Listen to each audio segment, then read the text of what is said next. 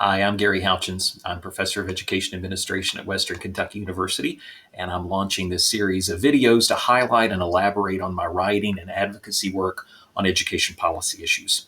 Today, I want to highlight an article I recently published on the terrific website Chalkboard Review. I highly recommend Chalkboard Review if you aren't already a regular reader.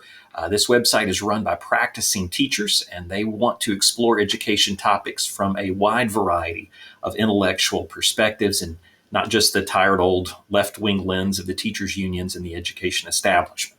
I've written several essays for Chalkboard Review, and the latest is called Critical Race Theory Prevents Real Progress on Closing Achievement Gaps. And I'll link to the article in the comments.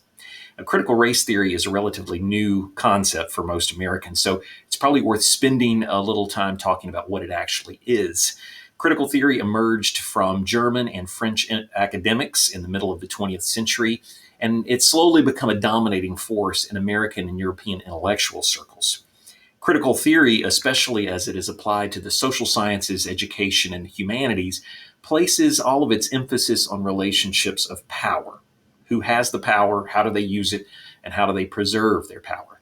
Now, this can be a very useful perspective because power dynamics obviously do exist in every organization and institution, and that includes issues of power connected to race. Racism and oppression are real, and sadly, they figured into the social dynamics of the United States from the very beginning. The problem is that critical theory tends to be a totalizing perspective. And what I mean by that is that critical theory tends to assume that these dynamics of power and oppression explain everything about social phenomenon and especially about outcome differences.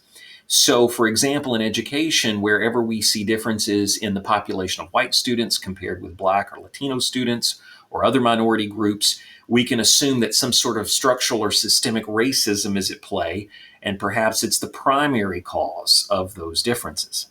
Critical theory is also totalizing in that it assumes that if you question any of its claims, you're simply speaking out of your own position of privilege and power. So it is not just immune to any criticism, but if you challenge its assumptions, you're doing so because of your white fragility, as Robin DiAngelo describes it in her popular book of that title, or from your outright bigotry. Again, until recently, critical theory was just an interesting Marxist-inspired concept that informed study and discussion in the academic world. I've used critical theory myself in some of my classes here at the university to try to highlight for my students how our own implicit biases can influence, perhaps to some extent, the kinds of achievement gaps we routinely see between white and Black students. But lately, critical theory has exploded in popularity, and it's being used for diversity and inclusion training in corporate settings and in K-12 education.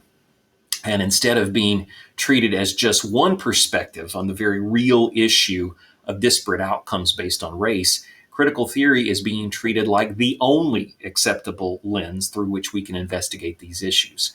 And that's seriously problematic.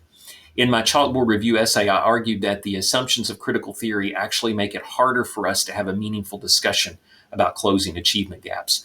Bias may very well have a part to play in these patterns of student achievement, but the real question is, what do we do about it? Again, you can read the whole essay, and I encourage you to do so, obviously. I just want to make it clear that no one is saying issues of race in education aren't important or don't exist. To the contrary, we know that achievement gaps based on race and income and other factors are a terrible indication of how much work our education system must do to improve our service to all students.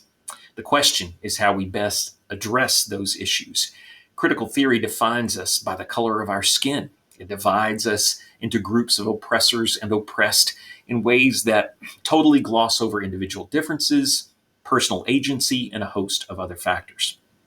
Critical theory is just not the best way to provide a more equitable learning experience for our students. And teachers and parents and all of us have a responsibility to reject critical theory in professional development and definitely in our classrooms. Thanks for listening. Like and subscribe, and I look forward to sharing more thoughts about our education system soon.